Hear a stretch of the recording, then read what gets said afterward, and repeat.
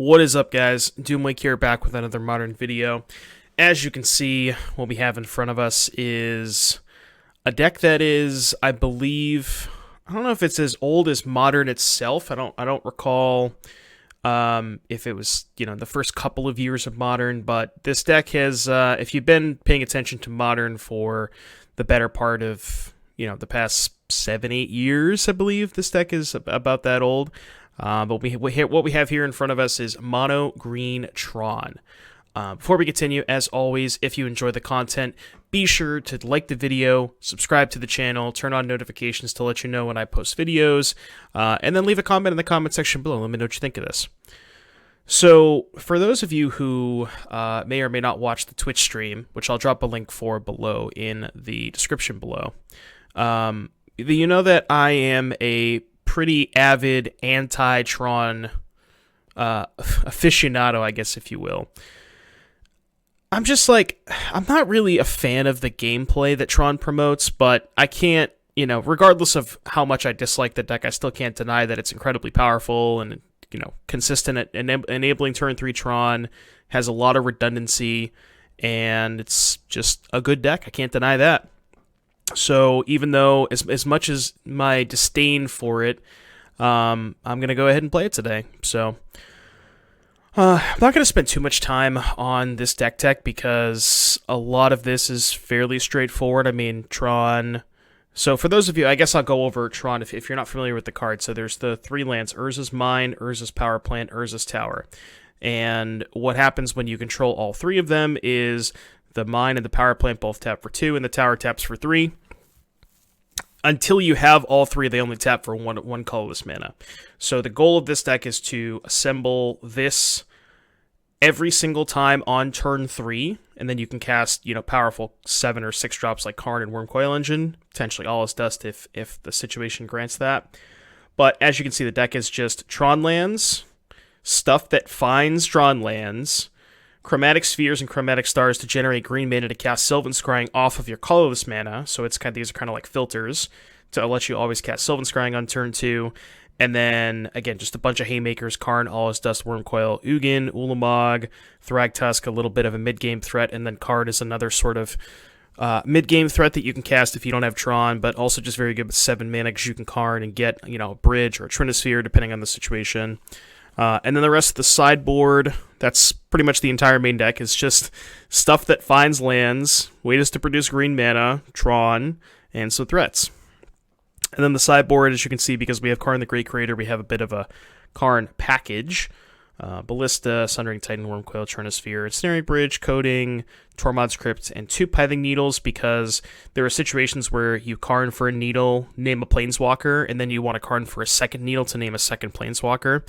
I don't think you would ever board in any copies of Needles, but that's kind of what the second one's there for.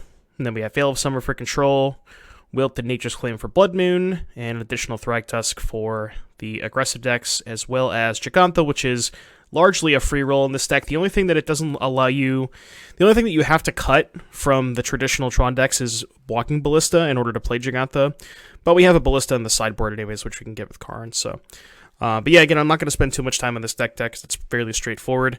I will drop a link to the deck list below if you want to go ahead and check it out. And with that, I'll see you back in just a little bit for round number 1.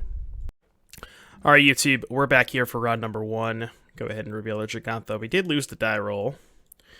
Alright, so the most important decisions that you have to make with this deck is mulligan decisions, and the most important question you have to ask yourself is, does my hand produce turn 3 Tron? This hand has turn 1 Tron land, map, turn 2, second Tron land, sack the map, get the third Tron land, so definitely going to keep.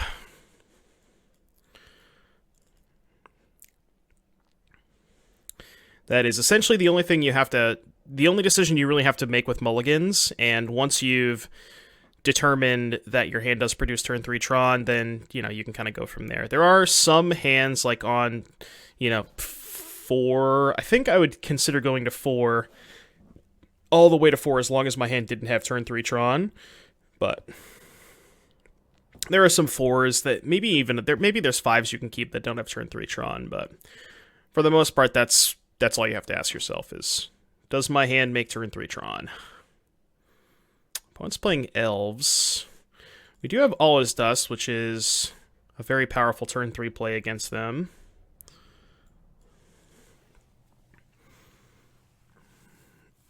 Ugin has a follow-up as well.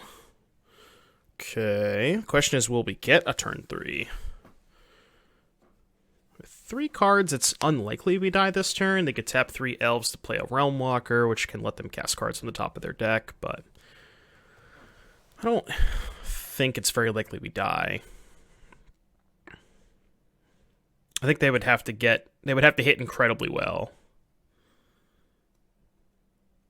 I think. I don't know. I mean, once they've gotten to the point where they have, I guess they have 4 elves, because they can get to a point where they have 7 elves in play, and then company for 2 Shaman of the Packs. I mean, yeah, it's pretty unlikely, because then that would deal 18. Yeah, I'm not really sure how likely that is, but I can't imagine it's that likely.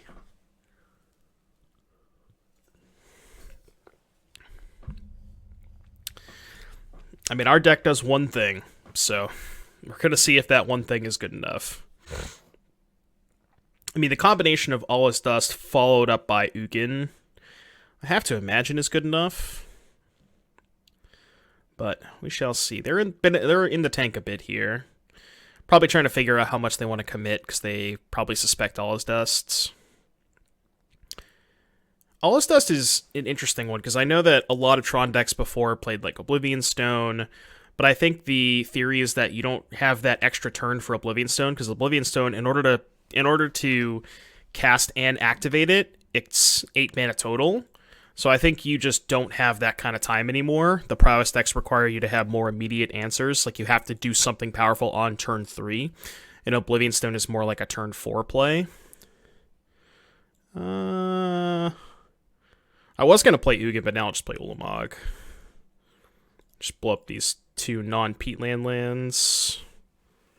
They're going to company in response, which is fine. They're just on so few resources, I don't really think it matters.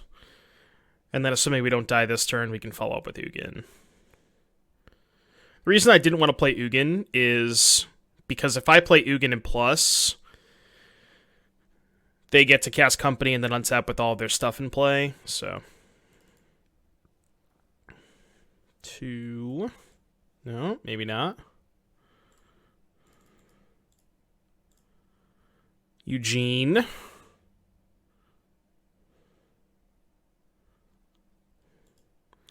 It's -3.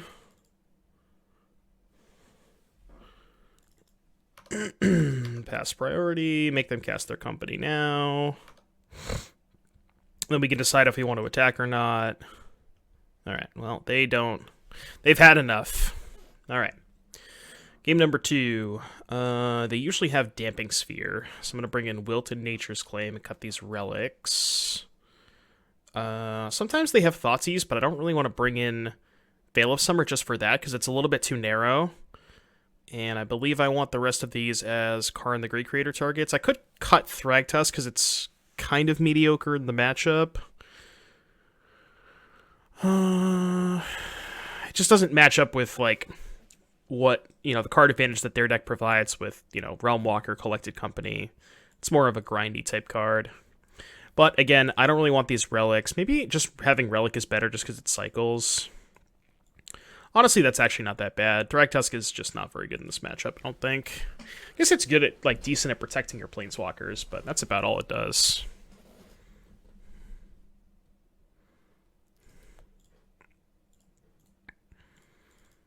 Alright, does our hand make turn 3 Tron? No. Okay, mulligan. I'm laughing, but that's pretty much what that's pretty much the only decision you ever have to make with this deck, so. Alright, mulligan. This hand is worse. Mulligan. 4 it is. Alright, so this is one of those one of those 4s that I think keeping this is better than going to 3 because we have a redraw. So what I'm going to do is keep the 2 Tron lands, the Star, and I think just the Blast Zone, actually. On the draw, Wormcoil's not that great anyways. Maybe keeping Ugin is higher upside than the Blast Zone. Because they're both turn 4 plays. Alright, yeah, it's... Yeah, let's do that. Okay. This makes the most sense to me. Because the thing about Blast Zone is we can't pop it until turn 4 regardless, and I think Ugin is just a much higher impact turn 4 play. Blast Zone kind of splits the difference because it's a land that's also a good turn 4 play, but the upside on Ugin is so much higher, and we're already on a 4-card hand. We kind of just have to get lucky to win this game regardless, so...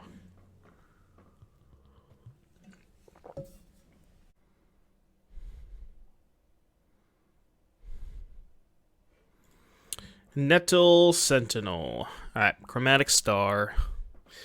Your move.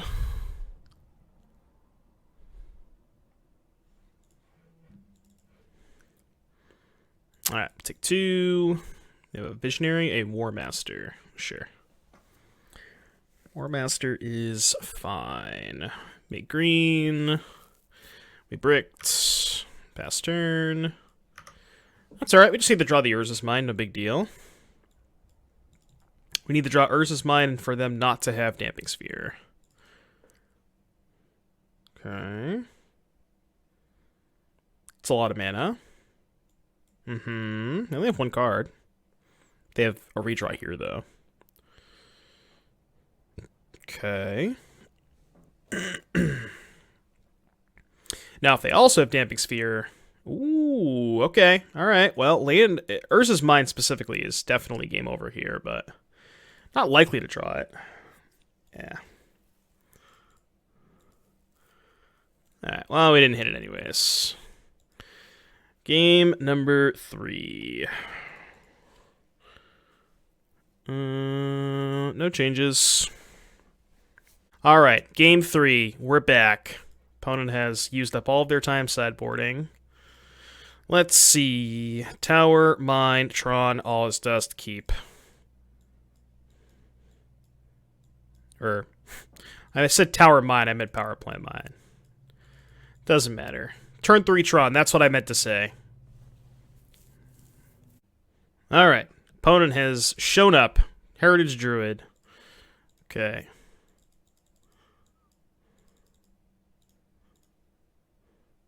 Tower, your move.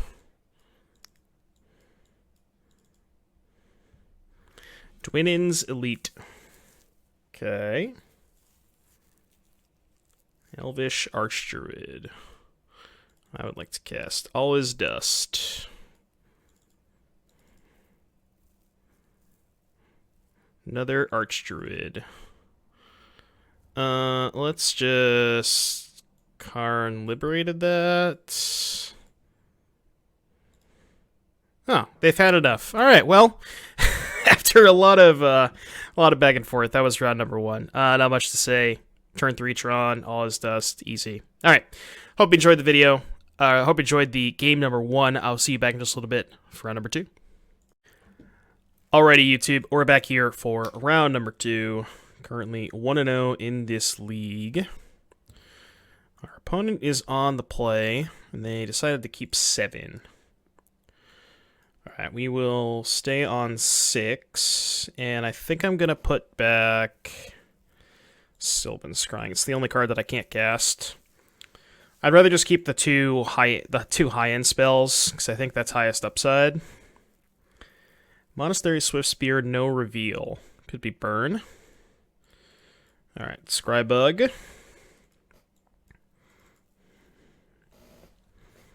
Classic Scrybug. Oh yeah, Blue-Red Prowess. That makes more sense. This hand might not be fast enough against Blue-Red Prowess in the draw. We'll see.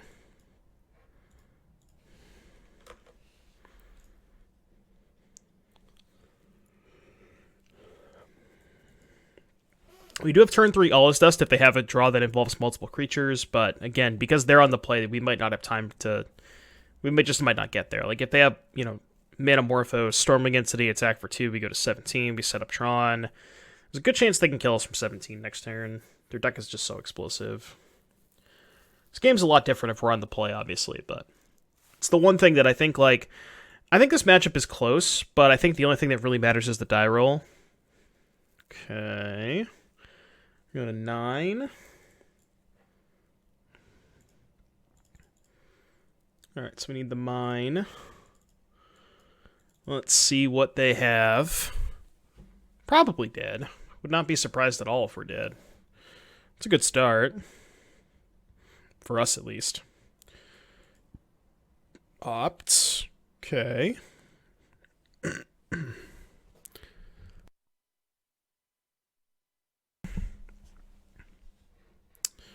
Alright, take 2. That's fine. That's 7.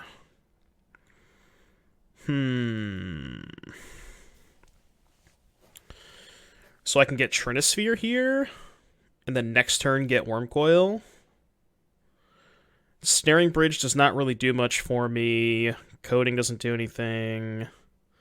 Yeah, I'm just going to get Trinisphere. I think getting Trinisphere gives me the most likelihood of untapping next turn, because if they have land plus Bolt, it's only 5 damage, so I go to 2. They could kill the Karn, but if they do that, I can then rip a tower to play Ulamog. So I think I'm just going to get Trinisphere. I think it gives me the most chance of untapping next turn. Let me just double check. Yeah, nothing else really does much. Alright, well, let's see if we untap. If they don't have a land, then they might not be able to cast a spell, which is nice. But the fact that they sacked this last turn leads me to believe they probably have a land.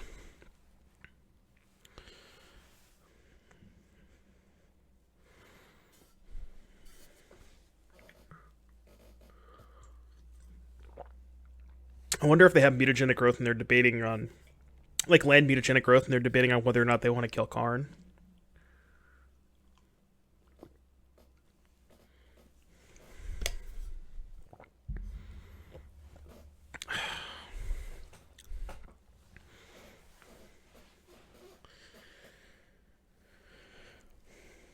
We shall see. They're definitely in the tank. If they're tanking this long, it means they probably have a land.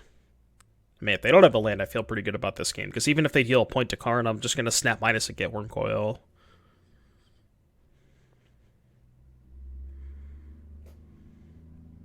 Unless, of course, I draw a Wormcoil, but... Alright, they did have a land, which kind of assumed. What is the one spell they're casting?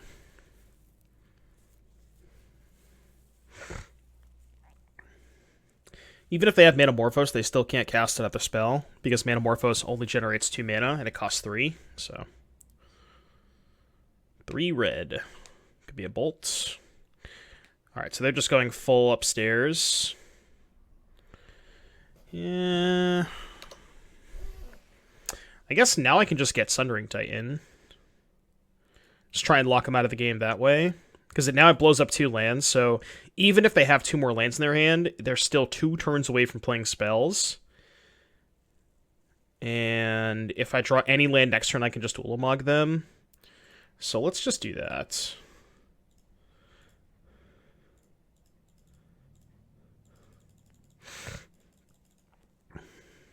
This. Done. Can't play Map because it costs 3 mana. But yeah, this just guarantees we at least get 1 more turn, even if they have Vapor Snag. The reason I didn't want to get Wormcoil is because I just died of Vapor Snag. And now we should win this game. Just gonna blow up all their lands. Yep. Locked out. Cool. Alright. Game number 1. Winning game 1 against Prowess in the draw is pretty lucky. Okay. So, as far as artifacts, I think I'm going to keep them all as Karn targets. Just double check. Oh, definitely don't want that.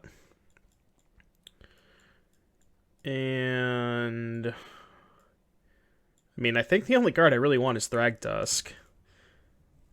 Yeah, I don't really want these relics. Maybe I bring in the Wormcoil engine? No, I need something in the sideboard that gains me life to be able to Karn for. I keep in a relic.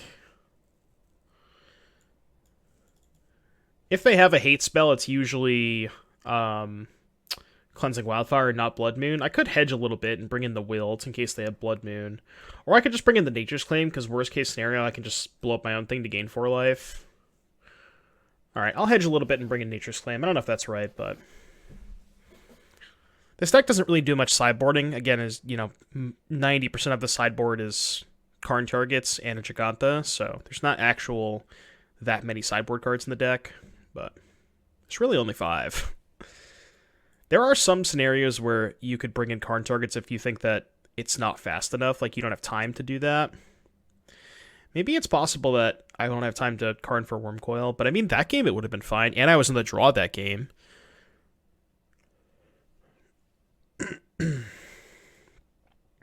So I don't know. There are definitely scenarios where you could Karn for Wormcoil.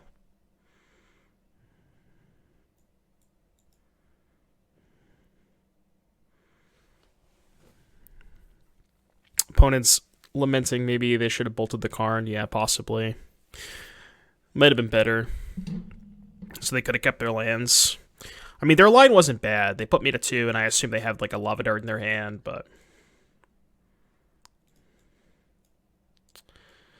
This hand does not generate Tron on turn 3. Basically, when you're on 7 and 6, you just never keep a hand that doesn't have turn 3 Tron. 5 is, I think, the point where you can start considering keeping hands that don't have turn 3 Tron, but... Yep, mulligan. Especially in a matchup like this.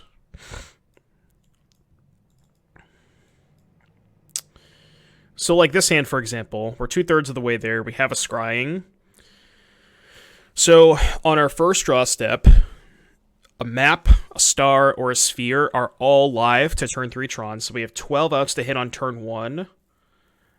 And then on turn 2/turn 3, at that point it's only tower. I'm just going to go to 4. Alright. This is acceptable. I'm going to keep these 4 cards. Man, I kind of want to keep the Blast Zone. Is keeping the Blast Zone better than keeping the Ancient Stirrings?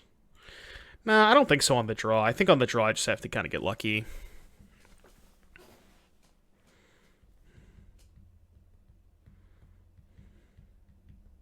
That's close, though. Like, Blast Zone is good, but it is slow. And we're on the draw, so... Okay, it's not the best draw.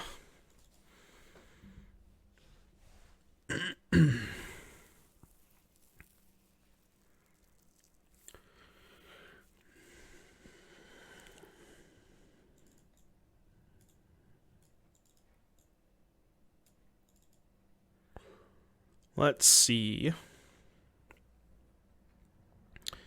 See if they have the dreaded Manamorpho Storming Entity. Looks like they don't. That's good for me. They bottomed.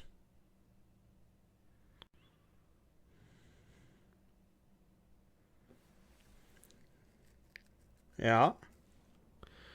Alright, 17. Okay. Well, it's not bad.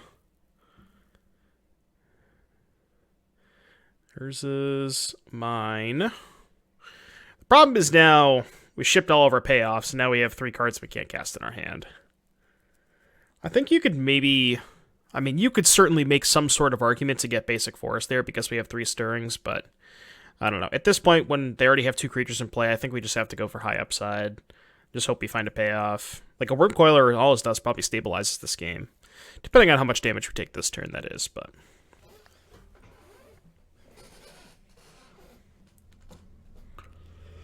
Looks like we're going to take a lot of damage. Is that lethal?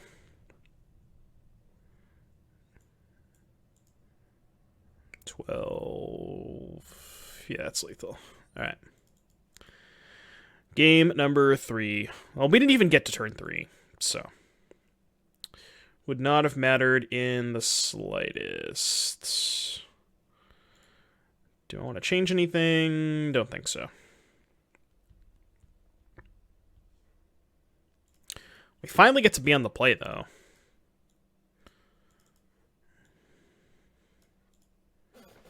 which I think is one of the most important things. I'm still kind of surprised that we won game 1 in the draw. I think we got pretty lucky that game. I think our opponent also probably messed up, and they were supposed to bolt the KARN that one turn, because they just let us get to Sundering Titan, but it's a close decision. I could see the reasoning why they chose to go after me, but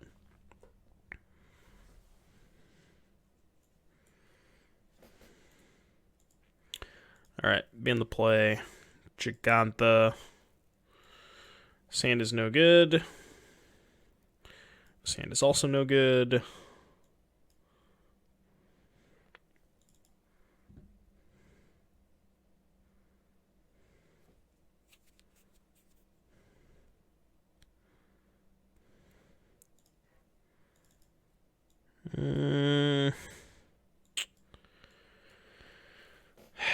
This is 5. So my 5 would be these 5. How good is these 5? They kept on 6. I don't think it's good enough. Rather just go to 4. 3. Sure. 1, 2. Probably just keep this. Highest upside. Alright, well, let's see. Let's see if we draw a tower or a mine.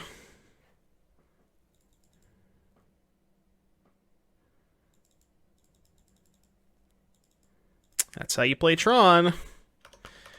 That is how you play Tron. Might get wildfired this turn, but I hope I don't get wildfired. Uh-oh. No, don't wildfire me. Okay, that's fine. That I can beat. Mine, power plant, tower. I mean, this could get dicey if they have Vapor Snag, but not much I can do about that. I mulled to 3 this game, and I still played a Wormcoil on turn 3. Can't really be upset about anything they do. This is kind of why I hate Tron. Like, I mulliganed to 3 this game. I still played a 6/6 Death Touch Lifelink on turn 3. It's just, it's kind of wild.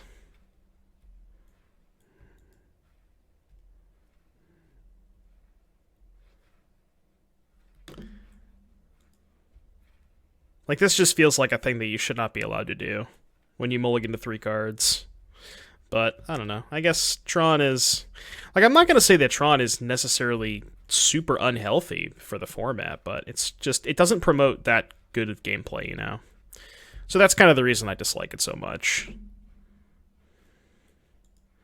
It's very... Like, the decisions that are made with Tron don't really have that many... I think repercussions is the word that I'm looking for. I don't know. There just aren't that many relevant decisions.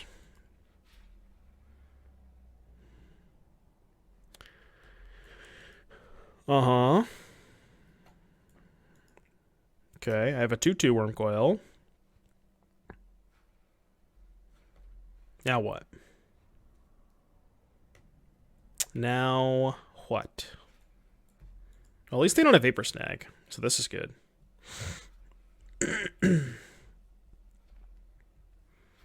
I imagine they have another Dart.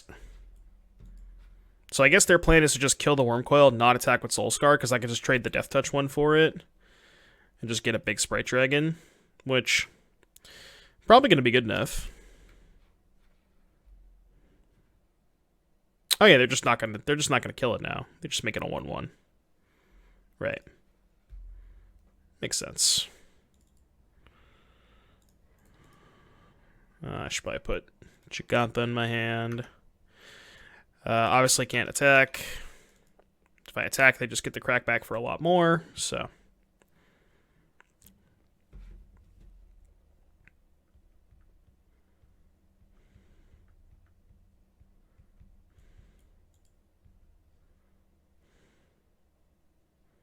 They're casting a spell end of turn, which is interesting. Huh? Why would they cast that end of turn? They have 1 card left. I'm very confused. That can't be right. I mean, I guess they just don't plan on attacking with this anyways, so it's kind of irrelevant, but... 5, 6, 7, 8, 9... Alright, I need to draw All Is Dust. Or Eugene. Alright, we died. Yeah, I don't know, we mulled the 3, played a turn 3 Wormcoil, but... I think if this Soulscar Mage was a Monastery Swiss Spear, it would have been a much different game, because they wouldn't have been able to shrink my Wormcoil. Could have maybe started attacking with it, but... In any case, Tron things. Hope you enjoyed. I'll see you back in just a little bit for round number 3, I guess. Alrighty, YouTube, we are back for round number 3. We're currently 1-1. Opponent reveals Luris. Could be Prowess, could be Sultai Control, could be Mill. Hope it's not Mill. The hand does not produce Tron, so we mulligan. This hand does not produce Tron, so we mulligan. This hand does not produce Tron, so we mulligan. I think this hand might be a keep just because it has good redraws.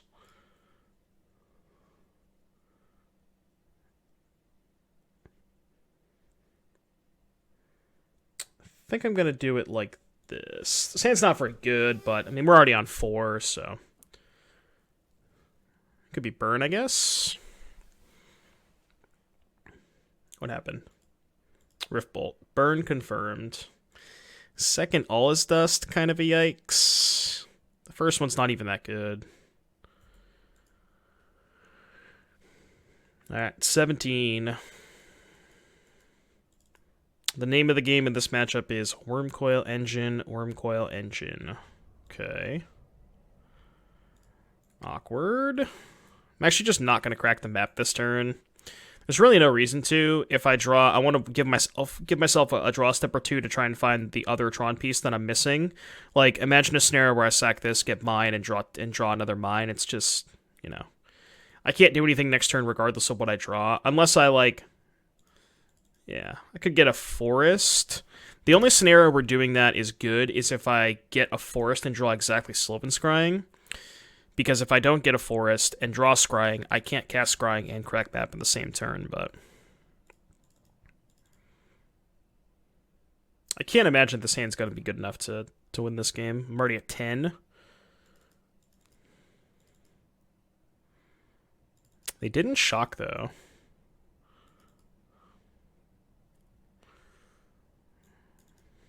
Get the mine. Hopefully I draw Wormcoil Engine. Did not.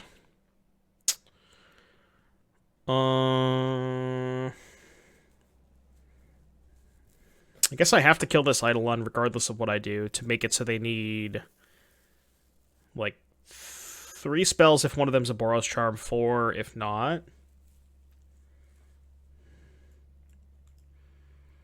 And I think I would rather play the KARN here, because it just keeps a thing in play.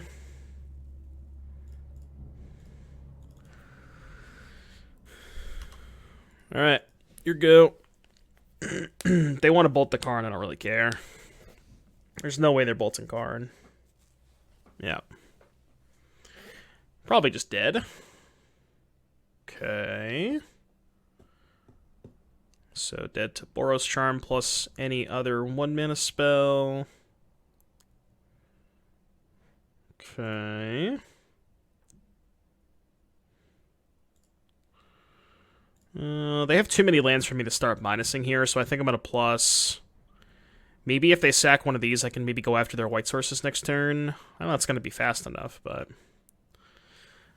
I think I'm going to crack this and get Blast Zone in case they draw Goblin Guide. And just pass.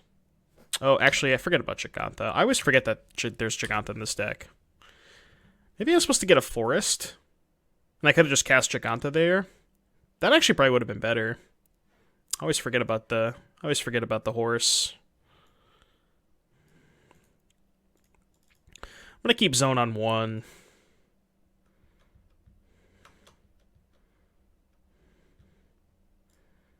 2, 4, 6, 7, 8. Well, I could still do it this turn, so it's not that bad. Forests. Play forests. Giganta. Play Giganta. I think I'm still going to go after their hand. I mean... No, it's actually probably better to go after their lands, because they kind of have to start sacking these. If I'm not dead yet, that means they don't have lethal in their hand. So now I think going after the lands is good. Yeah. And maybe it doesn't matter because their hand is just all lands anyways, but... So I could be attacking with Giganta this turn, so potentially they'd be at 10, but again, it's probably not going to matter because I think I'm just dead this turn anyways. Oh, that was actually bad because now it turns on Searing Blaze. That was... I mean, I don't really know if I'm winning the game without putting a creature into play. Because I could have just not done that to not turn on Searing Blaze. Alright, Thragtusk, Claim, Wilt. Out 2 Relics and an Ulamog. Like Wilt for Eidolon.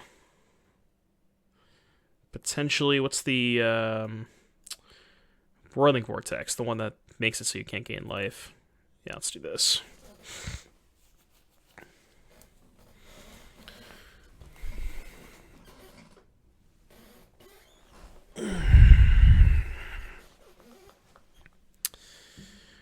All right. It's me on the play, which is nice.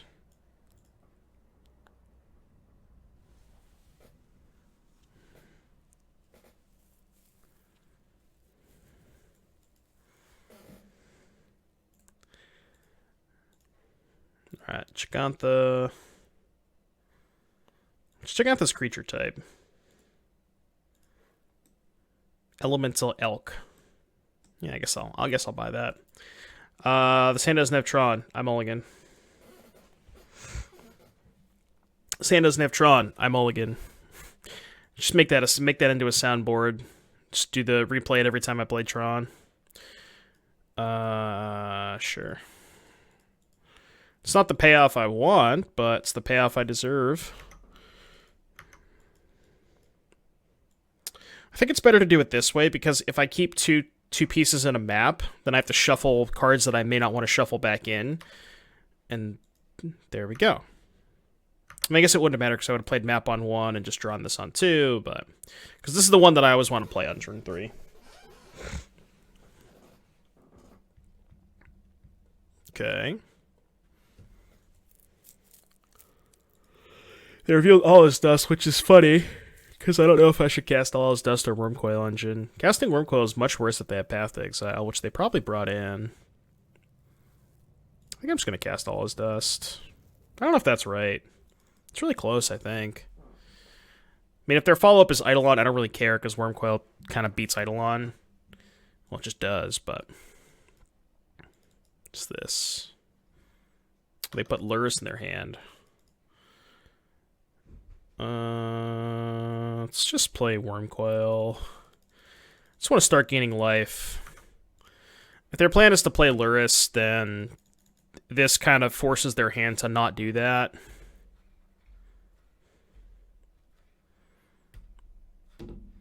Because now if they have Path, they have to cast Path. And if they want to use all of their mana, like let's say they have dual land... Okay, well now they can't Lurrus and Path.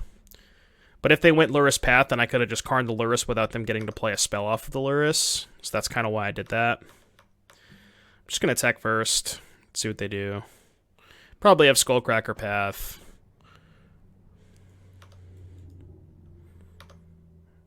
I could start going after their lands.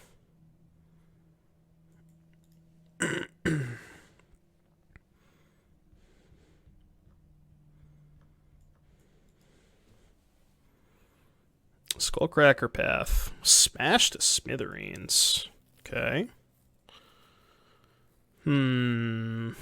Lands or Ugin upstairs? Kind of think I would rather just go after their lands. Like, if this Karn trades for a land and a bolt, I think that's good. If it trades for 2 lands, that's insane.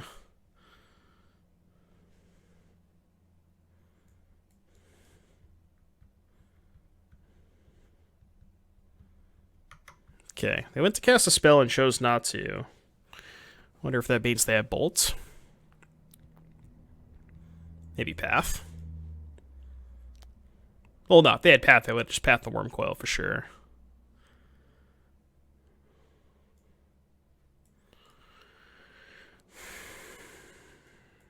I think I'm going to attack first.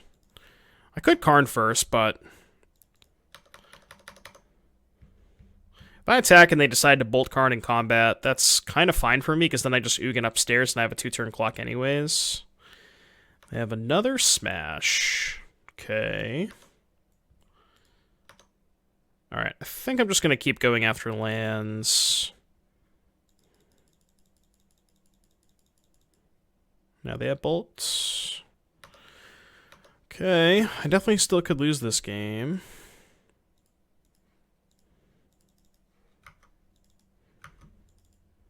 If they just have 2 1-mana spells, I'm just dead. Or now a 2-mana spell and a 1-mana spell.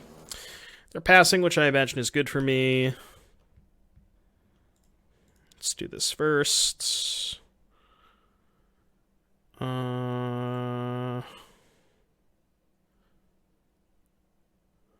Okay, let's take that. What are we getting? None of these are very good. I guess I could just get Sundering Titan. Upstairs. Oh, I can just get Ballista. 2, 4, so they go to 3. I'm 1 mana short.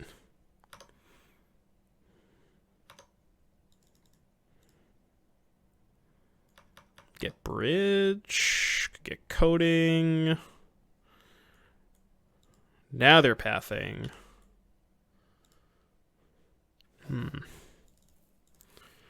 Alright, well, they know about it, so let's cast it. Get Trinisphere. Trinisphere doesn't do anything if they have a 2-mana spell here, because they can cast a 2-mana spell in response. I think it's better than everything else, though, because Coding also is the same thing.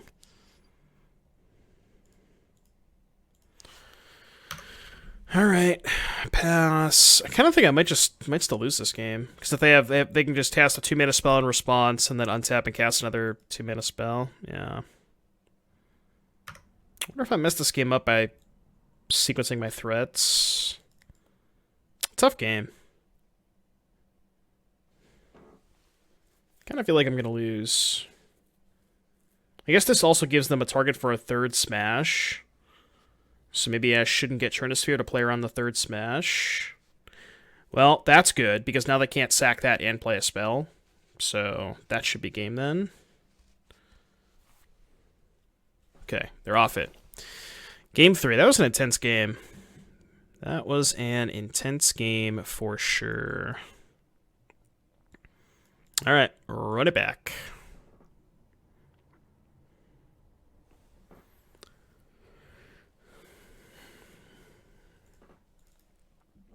Now we have to beat Burn on the draw, though. So, I don't know.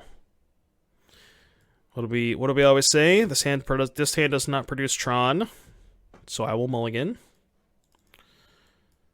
Should catchphrase that. Nice.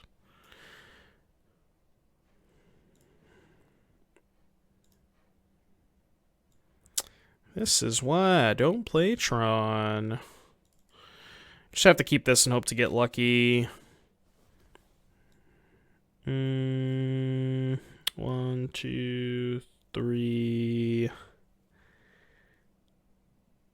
4. I think Karn is the highest upside. All right. Your move.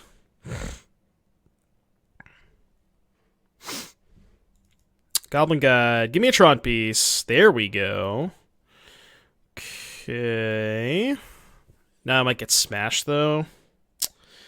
I wonder if I'm not supposed to play this because of Smash. No, I don't think I can afford to. Probably getting smashed, though. Ooh, I'm not. That's good.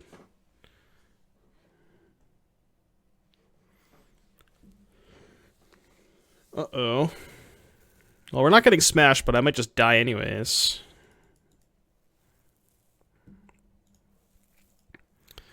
Alright, I have achieved Tron. Is it good enough? Probably not. Like, what am I getting this turn? Probably just KARN? Another map. Or Trinosphere, maybe.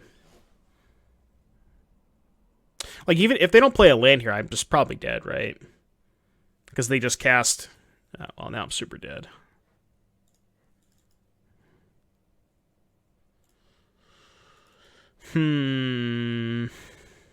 Alright, options. Needle. Does nothing. Coding. Shuts them off of 1 mana of sorcery speed spells, but most of their stuff is instants anyways. Bridge. Too many cards in my hand. Relic, nothing. Crypt, nothing. Trinosphere... I guess it's my best option, but it's probably not good enough. Alright. I mean, the theory is if you get Trinosphere here, and you don't die somehow, then next turn you can just get Wormcoil Engine. But probably not going to be good enough.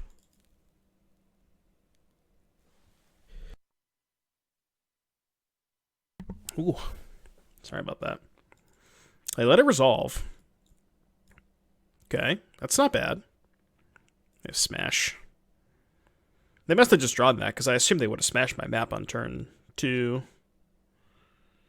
Dead to literally any spell. Alright, well, lost the die roll against Burn, so, yeah, unfortunate. Not much else to say about that. I think this matchup is just highly about the die roll, which is, I guess, most matchups with Tron. But that's going to do it for today's video. I hope you enjoyed this little sneak peek, or not sneak peek, but this little look into the Tron Menace. Why I think you got a pretty good idea of why I don't like the deck very much. It's just not very interesting, and most of the games are basically predetermined on the first turn of the game, just by opening hands. So, not a big fan of Tron, but for those of you who are, I hope you enjoyed the video. Be sure to like and subscribe, and I will see you in the next one.